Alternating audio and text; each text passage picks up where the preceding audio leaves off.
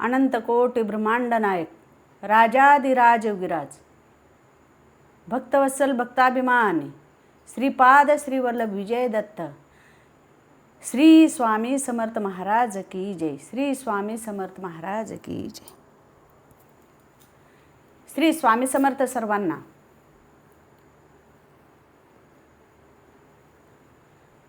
सर्व भक्तांना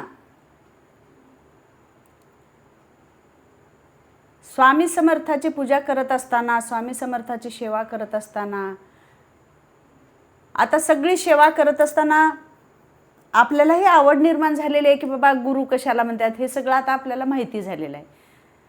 काय होतं की जोपर्यंत आपल्याला गुरु म्हणजे कोण, कसं करावं लागते, गुरुला घरी आणतात का, आपल्या घरचा गुरु असतो का, हे सगळी माहिती नसते। मग ज्याला माहिती नाही त्यांनी माहिती करून घेणं गरजेचं असते। म्हणून आपण ज्या वेळेला सेवा करत असताना असंच बाळप्पा नावाचा एक भक्त, बाळप्पाला सद्गुरू हवे होते, तर आपल्याला सद्गुरू प्राप्तीची हाव किंवा सद्गुरू प्राप्तीची सेवा करावी आणि आपल्याला सद्गुरू प्राप्त व्हावं ह्या अपेक्षेने त्यांनी मुरगुडीला आले। मुरगुडीला आले आणि 2-3 दिवस तिथं राहिले। 2-3 दिवस राहिल्यानंतर त्यांच्या मनात एकच इच्छा की बाबा मला सद्गुरू भेटावा, मला गुरु भेटावेत। गुरु वाचून आपल्याला गुरु नाहीत ना, म्हणून आपल्याला गुरु नाहीत ह्याची खंत वाटते। म्हणून सद्गुरू प्राप्तीची आस मनामध्ये धरून मुरगुडीला आले।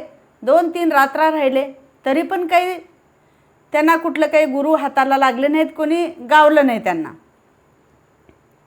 शोध करीत करीत असेच बसले असता एक मनुष्य त्यांच्या जवळ आले आणि काय इथे कसं काय बसलात तुम्ही, 2-3 दिवस झाले गावामध्ये दिसताय, कोणत्या गावचे, हे सगळं विचारपूस केली असता सगळं काही त्यांनी सोडून दिले, कोणत्या गावचे काही न सांगता की बाबा मी सद्गुरू प्राप्तीसाठी मी ह्या गावाला आलेला आहे आणि मला सद्गुरू कुठं भेटतील आणि कसे करावं लागतील हे विचारत मी इथं थांबलेला आहे। म्हणल्याबरोबर त्या माणसाने त्यांना सांगितले की बाबा तू गाणगापूरला जा आणि गाणगापूरला गेल्यानंतर तिथे तुला सद्गुरू भेटतील। आणि ते कसे भेटतील, भीमातिरी गाणगापूर आणि तिथे ब्रह्मा विष्णू महेशाचा अवतार तिथे आहे आणि साक्षात नरसिंह सरस्वती सुद्धा तिथे आहेत। आणि तू तिथे गेल्यानंतर सेवा कर, अनुष्ठान करा, सेवा करा आणि मग तुमच्या स्वप्नात येऊन तुम्हाला ते श्री गुरुदेव दत्त जे सांगतील तुमच्या स्वप्नात येऊन ते सद्गुरू तुम्हाला प्राप्त होतील। असं सांगितल्यावर खूप आनंद झाला आणि बाळप्पा कशाचाच विचार न करता त्यांनी घराकडे न जाता, उन्हा पावसाची पर्वा न करता त्यांनी गाणगापूर जवळ केलं आणि गाणगापूरला जाऊन संगमावर नदीवर जायचं, स्नान करायचं, सकाळी लवकर उठायचं, स्नान करायचं, स्नान करून दर्शन घ्यायचं, दत्तात्रेयाचं दर्शन घ्यायचं आणि मधुगिरी मागायची, भिक्षा मागायची आणि जे भिक्षा मिळेल तेच खाऊन पोट भरायचं आणि दुपारी जायचं, आणखी स्नान करायचं आणि त्याच भाकरी खायच्या आणि संध्याकाळी सुद्धा स्नान करून रात्र होण्याच्या अगोदर स्नान करून मग त्यांनी गावात यायचं आणि जप ध्यान अनुष्ठान हे सर्व काही करायचं, सेवा करायचं। फक्त त्यांच्या मनात एकच विचार की बाबा मला सद्गुरू भेटावा, मला गुरु भेटावा, हे म्हणत म्हणत जप तप करत तिथं बसले। हे करत करत असताना तिथे एक सेवेकरी होता, अय्याराम नावाचा भक्त होता। त्या अय्याराम भक्तांनी काय म्हटलं की बाबा माझं इथं गाणगापूरमध्येच घर आहे आणि तुम्ही खूप दिवस झाले सेवा करताय आणि जे मधुगिरी मिळेल तेच खाता तुम्ही, भिक्षा मागून जे मिळेल ते खाता, तर तुम्ही असं करा की तुम्ही माझ्या घरी या आणि तुम्हाला जे भिक्षेला मिळालेलं आहे त्याच्यामधलं जे काय भिक्षेला मिळालेलं आहे ते घ्या आणि मी जे कमी पडते ते भाजी मी तुम्हाला देईन, भाजी भाकरी ते आपण मिळून खाऊ. म्हणल्यानंतर बाळप्पाला पटलं आणि मग ते आयारामच्या घरी जाऊन जेवायला लागले. जे भिक्षा मागितलेलं सगळं घेऊन तिथं जाऊन कमी पडलेली भाजी भाकरी चटणी जे काय आहे ते घेऊन पोटभर जेवायला लागले. मग जेवत असताना त्यांच्या मनात खंत वाटायला लागली की बाबा आपण आलो कोणत्या कामाला आणि आपल्या सेवेमध्ये कमी पडू नये, आपण मस्त फराकत इथं येऊन जेवत आहे, हे त्याच्या मनाला काही पटेनासे झालं. मग त्यांनी 2 दिवसच तिथं जेवले आणि 3ऱ्या दिवसापासून बंद करून टाकलं. संगमावर जायचं, स्नान करायचं, भिक्षा मागायचं, परत तिथं जायचं, दगडावर बसायचं, जेवण करायचं. जे मिळेल ते. एका दिवशी तर भाजी मिळायचीच नाही, नुसते भाकरी मिळायचे, पाण्याबरोबर भाकरी खायचे, अर्धं पोट उपवासी राहायचं, ऊन लागायचं. कोणत्याही गोष्टीची त्यांनी चिंता केली नाहीत की बाबा मला हे मिळालं नाही ते मिळालं नाही, मी जेवलो नाही, ह्याचं काहीच चिंता केले नाहीत किंवा त्यांनी, आणि आपल्या आपल्या सेवेला लागले. असं करत करत 3 महिने झाले. 3 महिने झाल्यानंतर एके दिवशी साक्षांत ब्रह्मा विष्णू महेश्वर दत्तात्रयाचा अवतार त्यांच्या स्वप्नामध्ये आले. स्वप्नामध्ये आले आणि नुसतं दर्शन देऊन गेले. मग ह्याला चांगलं वाटलं, मनाला पटलं की बाबा आता काय का होईना आपली सेवा कुठं का होईना लयाला लागत आहे, पणाला लागत आहे आणि माझी सेवा देवापर्यंत पोहोचत आहे आणि आता मला काय माझ्या मनात जे आहे ते काही होणार आहे आता, असं म्हणून खुश झाले आणि आपल्या आपल्या अजून अनुष्ठान करत राहिले. जप ध्यान पोथी पुराण गुरुचरित्र वाचत राहिले. हे करत करत करत मग त्यांना वाटावं की बाबा आता मी पुढं काय करायचं आहे, मला सद्गुरू कुठं भेटल, स्वप्नात आले दर्शन दिले एवढं झालं, पण आता पुढचा मार्ग काय हे माझ्या लक्षात कसं येईना आणि मी ते लक्षात येण्यासारखं मी पक्का आणखी झालोय का नाही, हे बाळप्पाच्या मनात खंत वाटायची. मग असं करत करत एका दिवशी स्वप्नामध्ये दृष्टांत झाला त्यांना स्वतःला की बाबा तू इथं गाणगापुरामध्ये राहण्यापेक्षा अक्कलकोटला जा आणि साक्षात दत्तात्रयाचा अवतार श्री स्वामी समर्थ तिथे आहेत आणि ते तुला सद्गुरू प्राप्ती होईल आणि तेच सद्गुरू म्हणून तुला भेटतील आणि तू तिथं जा, असं स्वप्नामध्ये सांगितल्यावर बाळप्पाला वाटलं की बाबा आता आपले 3 महिने हे अनुष्ठानाचे झालेले आहेत, आणखी त्या महिन्यामध्ये थोडेसे दिवस कमी आहेत आपलं गुरुचरित्र पूर्ण व्हायला, आपलं तप अनुष्ठान पूर्ण व्हायला आणखी काही दिवस राहिलेले आहेत, आपण तेवढं पूर्ण झाल्यावरच जाऊ, असं विचार करून अजून त्यांनी सेवेला लागले. असं करता करता त्यांना आणखी दृष्टांत झाला की बाबा तू राहिलेले दिवस राहू दे पण तू अक्कलकोट गाठ, असं म्हणल्यानंतर त्यांनी कशाचीही पर्वा न करता त्या राहिलेले दिवस ठेवले आणि तसंच 2ऱ्या दिवशी संगमावर गेले. संगमावर जाऊन स्नान केले. स्नान करत असताना आपलं जे पागोटं आहे, आपलं जे धोती आहे आणि आपली झोळी सगळं काही एका दगडावर ठेवले आणि स्नान करायला गेले.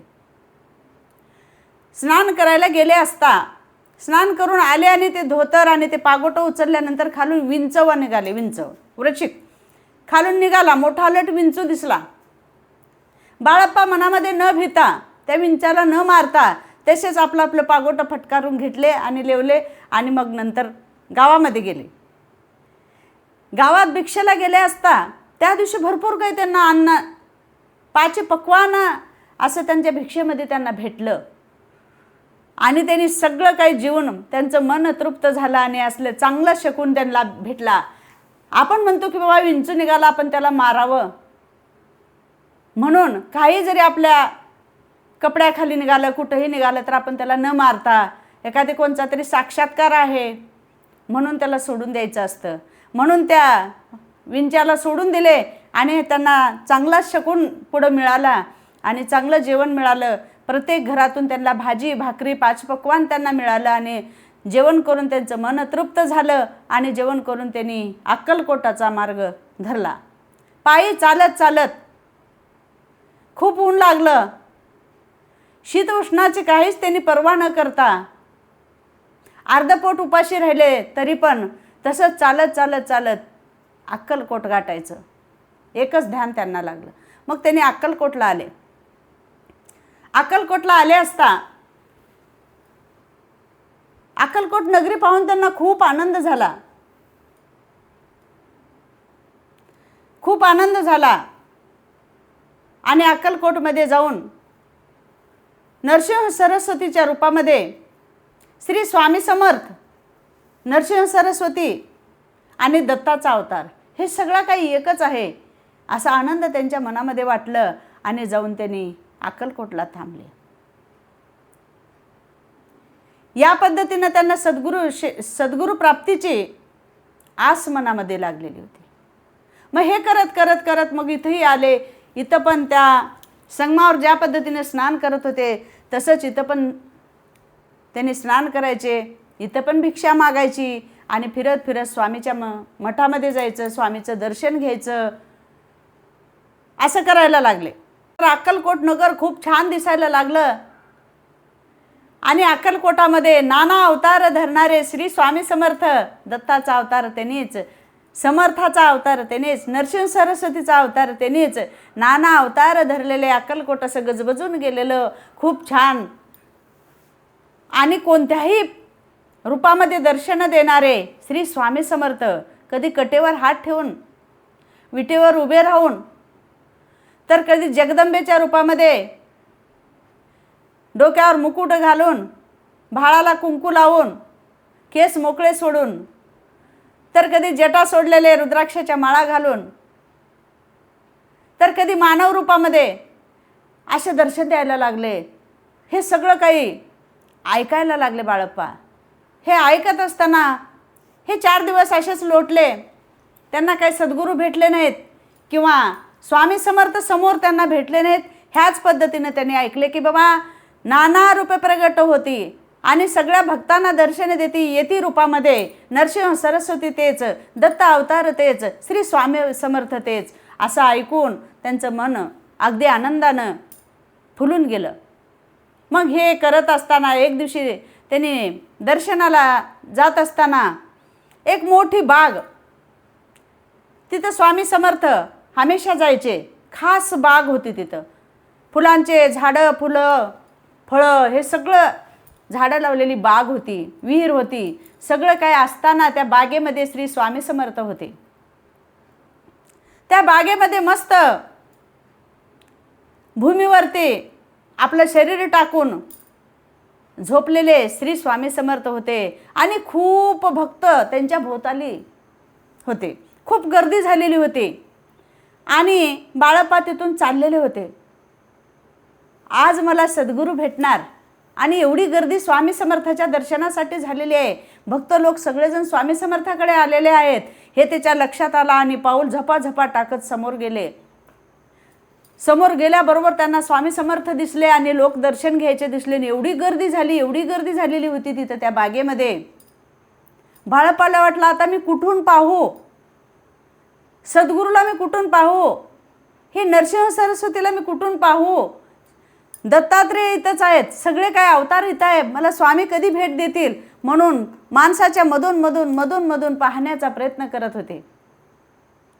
हे स्वामीच्या लक्षात आलं आणि माझाच भक्त आहे आणि मला भेटायला येत आहे आणि त्याला माझी गरज आहे आणि तो माझा शिष्य आहे, माझाच भक्त आहे आणि मी त्याचा गुरु आहे हे त्यांच्या लक्षात आलं. लक्षात येऊन सुद्धा स्वामी खूप खोड्या करायचे आणि माणसाच्या आडवं लपत त्यांचे चेहरा लपून घ्यायचं, बाळप्पाला दिसायचंच नाही. असं करत करत शोधत बाळप्पा स्वामीच्या जवळ आले. आणि स्वामीच्या जवळ आले आणि चरणाला मिठी मारली. आणि त्या चरणावर उठायचं, पायावरून उठायचं काय यांच्या ध्यानातच नाही. समाधी लागल्याप्रमाणे पायाला धरून राहिले बाळप्पा. पायाला धरून राहिले असता श्री स्वामी समर्थाने दर्शन तरी दिले. पण आता बाळप्पा जर माझा भक्त आहे आणि एकाच भक्ताला मी जर धरून बसलो तर कसं जमल, सगळे हे भक्त आपले आहेत हा विचार करून मग पाठीवर थोडंसं हाणल्याबरोबर बाळप्पा उठले. आणि उठून बाजूला झाल्याबरोबर श्री स्वामी समर्थ उठले आणि प्रत्येक झाडाला आलिंगन द्यायचं. विचित्र लीला करायला लागले. प्रत्येक झाडाला जायचं आणि आलिंगन द्यायचं, प्रत्येक झाडाला जायचं, गळ्याला लावून घ्यायचं, अशा लीला चालू केले स्वामी समर्थांनी. आणि ते बाळप्पाच्या लक्षात आलं, खरे सद्गुरू मला भेटले, खरं स्वामी समर्थाचं दर्शन मला झालं, माझं भाग्य उदयाला आलं. हे विचार मनात केले आणि पाहत राहिले. आणि स्वामी समर्थाने ते आलिंगन देत असताना स्वामीला सुद्धा वाटलं की बाबा मी जे हे आलिंगन झाडाला देतोय ते स्वतः बाळप्पाला देतोय. हा विचार त्यांनी मनात धरून प्रत्येक झाडाला आलिंगन दिलं. आणि ते बाळप्पाच्याही लक्षात आलं आणि स्वामीच्याही लक्षात आलं. असं गुरुची खूण शिष्याला पटत असते आणि शिष्याची खूण गुरुला पटत असते. असं गुरु आणि शिष्याचं प्रेम ह्याच पद्धतीनं राहायला पाहिजे. आणि त्यांना ज्याचे त्याच्या खुणा कळत असतात. आणि त्या पद्धतीनं प्रेम, बाळप्पावरचं प्रेम झाडावर आलिंगन देऊन असं दाखवून स्वामीनं दिले. आणि बाळप्पाला आनंद झाला आणि मस्त अजून जाऊन दर्शन घेतले. आणि आता मला सद्गुरू भेटले हेच हाव मनामध्ये धरून अशाच पद्धतीनं जायचं. आणखी भिक्षा मागायचं, आणखी नदीवर जायचं, आंघोळ करायचं, मठामध्ये राहायचं, आनंदानं राहायचं. असं करत करत करत करत बाळप्पाला काय झालं की बाबा बाहेर राहून अर्धपोट जेवण करून ऊन लागून त्यांचं शरीर जे आहे ते सुकून गेलं. शरीर त्यांचं काळं पडायला लागलं, अंगावर डाग यायला लागले आणि त्यांना थोडंसं बिमार पडल्यासारखं बाळप्पाला झालं. आणि मग गुरुमाऊलीकडे आले. त्यांनी धावून आणि सांगितले की बाबा ह्या पद्धतीनं मला आता पुढं अंगावर काळे काळे वर्ण आल्यासारखं झालेत आणि हे अशक्तपणा आला आणि शीत उष्णाचे आपण पर्वा न करता अर्धपोटी उपवास राहून ह्या पद्धतीने आपल्याला हे झालेलं आहे, तर आपण गुरुकडे जावं म्हणून स्वामीकडे धावून आले. मग स्वामींनी त्यांना सांगितले की बाबा तू आता इथं मठामध्ये राहा, आमच्याकडे राहा, सेवा कर आणि तुझं हे जे आलेलं आहे ना शक्तपणा, तुला जे बरं नाही ते सगळं काही कमी होईल असं म्हणून त्यांना शिष्य मानलं आणि त्यांच्याकडे ठेवून घेतलं. आणि रोज स्वामीची सेवा करायचं आणि आपलं उपास्य दैवत श्री शंकराची सेवा करायचं, शंकराची सेवा करायचं, गणेशाची सेवा करायचं. असं करत करत सकाळी लवकर उठायचं, रुद्राक्षाची माळ घ्यायचं, ओम नमः शिवायचा मंत्र जप करायचं. ओम नमः शिवाय या पंचाक्षरी मंत्राचा जप करायचा आणि महादेवाची पूजा करायचं. आणि मग तिथं आता अय्याराम, बाळप्पा, चोळप्पा, सुंदराबाई असे अनेक सेवेकरी स्वामीच्या भोवताली झाले. होत असताना बाळप्पा सुद्धा सेवा करायला लागला. त्यांची सुद्धा तब्येत चांगली सुधारली आणि छान राहायला लागले. संसार दिला सोडून आणि राहिले इथंच. मग असं करता करता आपसात सेवेकरी एकमेक भांडून घ्यायला लागले. सुंदराबाईला पटेनाशे झालं की बाबा बाळप्पा सुद्धा आला, अय्याराम आला, चोळप्पा तरी इथंच आहे, असे अनेक भक्त इथं झालेले आहेत आणि सगळ्यामध्ये मी स्वतः आहे, मी माझ्या जवळच स्वामी राहतात म्हणून हे गर्व त्या सुंदराबाईपाशी होता. आणि ते अय्याराम एका दिवशी बाळप्पाला म्हणले की बाबा तुम्ही आल्यापासून आमचं खूप मोठं नुकसान होत आहे, आम्हाला स्वामीपासून दूर करत आहे तुम्ही. असं म्हणून रागावल्याबरोबर बाळप्पांनी सांगितले की बाबा मी माझ्या गावी निघून जातो, तुम्ही काळजी करू नका. तुम्ही जर एवढं हिणवून मला बोलत असाल तर खरंच आहे, तुमच्या भाकरी खाऊन इथं सेवा करून मी स्वामीची सेवा करतो, पण तुमचं बोलणं खाऊन मला राहणं म्हणजे योग्य नाही आणि स्वामीकडून आज्ञा घ्यावी आणि मी माझ्या गावी जातो असं विचार केल्यानंतर अय्यारामांनी सांगितले की बाबा बाळप्पा त्यांच्या दैवताचं दर्शन घेण्यासाठी जावं असं म्हणतात म्हणून स्वामीकडे आज्ञा मागितली की बाबा त्याला जाण्यासाठी परवानगी द्या. स्वामी मनामध्ये हसले आणि सांगितले की त्यांनी कुळदैवताची पूजा तरी दररोजच इथं करतात, मग त्याला दूर जायची काय गरज आहे, इथंच कुळदैवत आहे आणि कुठेही जाण्याची गरज नाही, त्यांनी इथंच राहतील आणि इथंच सेवा करतील. असं म्हणल्याबरोबर सगळ्यांना राग आला. बाळप्पा काय दूर व्हायचं काही विचारच नव्हता. सुंदराबाईला सुद्धा राग आला, अय्यारामला बी राग आला आणि ते तिथंच बाळप्पा राहिले. स्वामी समर्थाला कळलं की बाबा चोळप्पाच्या आणि सुंदराबाईच्या मनामध्ये हे काहीतरी आलेलं आहे, ह्यांना पैशाचे लोभ आहे, ह्यांना धनाचं लोभ आहे, हे स्वामीच्या लक्षात आलं. आणि स्वामी हसले आणि तिथंच बसून म्हणले की बाबा बाळप्पाला काय मी कुठं पाठवणार नाही, बाळप्पा इथंच दर्शन घेतात रोज त्यांनी कुलदैवताचं, पण चोळप्पा तुझ्यासाठी मी एक करतो. मग आपल्याजवळ जे पागोटं होतं, एक दस्ती होती, त्या दस्तीची झोळी केले आणि त्या झोळीमध्ये भिक्षा मागितली. तिथं जमल्या सगळ्यांनी, कोणी 5 रुपये, कोणी 10 रुपये, कोणी 100 रुपये, कोणी 200 रुपये असे देत असताना 500-600 रुपये जमले आणि ते जमलेले रुपये तसंच झोळी त्या चोळप्पाच्या अंगावर त्यांनी फेकले आणि म्हणले हे घे आणि आनंदानं राहा. असं म्हणल्यावर चोळप्पा घेतले. त्यांना पण धनाची आशा होती. चोळप्पाने ते दक्षिणा घेतले आणि सुखानं संसार कर असं म्हणून सांगितले आणि बाळप्पा तिथेच राहिले. सुंदराबाईला सुद्धा त्यांचं गर्वहरण करण्यासाठी स्वामींनी आज्ञा केली आणि जमादाराने त्यांना बेड्या घालून नेल्या. ह्याच पद्धतीनं गर्व करायचा नसतो. सद्गुरू सेवेसाठी निघालेला बाळप्पा सद्गुरूसोबतच राहिले. सुंदराबाईला सुद्धा बेड्या घालून नेण्यात आलं. चोळप्पाला झोळी मागितलेलं तेवढं दक्षिणा देण्यात आलं. आयाराम त्यांच्या बागेमध्ये सेवा करण्यासाठी राहिले आणि बाळप्पा हे श्री स्वामी समर्थांजवळच त्यांच्या चरणाची सेवा करत तिथेच राहिले. म्हणून सद्गुरू प्राप्त त्यांना झाले आणि सद्गुरू चरणाजवळ राहण्याची सेवा करण्याची संधी त्यांना मिळाली. आणि आजसुद्धा स्वामी समर्थ स्वामी चरित्र सारामृतामध्ये 11व्या अध्यायामध्ये ही पूर्ण कथा मी सांगितली तशी जशास तशी कथा 11व्या अध्यायामध्ये आणि 12व्या अध्यायामध्ये आहे. म्हणून मी त्याच्यामधलंच वाचून तुम्हाला थोडं थोडं सांगण्याचा प्रयत्न केलेला आहे. जे काही सांगते ते मी स्वामी चरित्र सारामृतामधलं सांगितलेलं आहे. एक ना एक शब्द त्याच्यामधलाच आहे. म्हणून सर्व भक्तांनी 11वा अध्यायसुद्धा वाचावा. 11वा, 10वा आणि 12वा याच्यामध्ये सुंदराबाई, आयाराम, बाळप्पा, चोळप्पा यांचे सगळे हे कथा आहेत आणि स्वामी माऊलीची लीला आहे.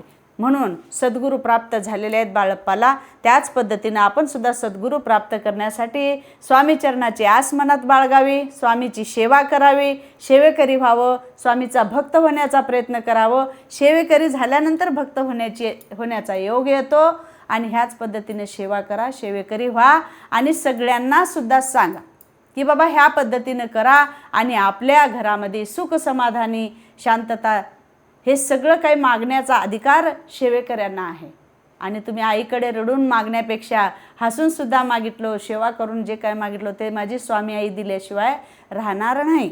म्हणून सद्गुरू प्राप्तीसाठी बाळप्पा बाहेर निघाले आणि सद्गुरू प्राप्ती झाली. म्हणून मी एवढंच सांगण्याचा प्रयत्न केले. आपण सुद्धा सद्गुरू भेटीसाठी अक्कलकोटला जावा. मी सुद्धा काल परवा जाऊन आलेले आहे, स्वामीचं दर्शन घेऊन आलेलं आहे आणि तुम्हाला सगळी काही माहिती सांगितलेलं आहे. श्री स्वामी समर्थ महाराज की जय.